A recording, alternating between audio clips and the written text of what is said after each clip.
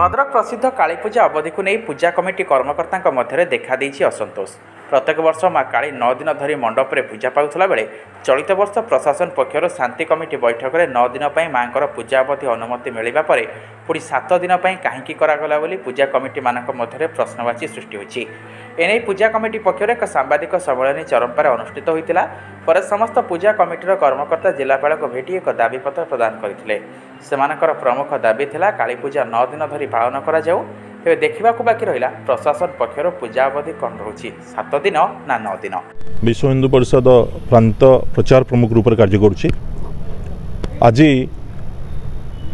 एवं कालीपूजा अवसर में आम भद्रक प्रशासन एक निष्पत्ति उपरे अचंबित हेलु।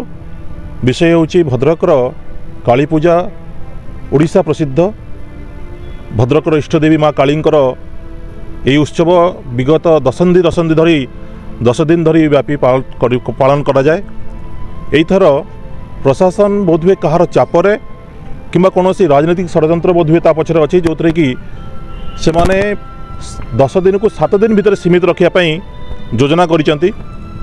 यह आदौ ग्रहणीय नुहे, कारण भद्रकर इष्टदेवींकर यही उत्सव आमर गोटे दिन नुहे शह शह वर्षर परंपरार अंश विशेष अटे।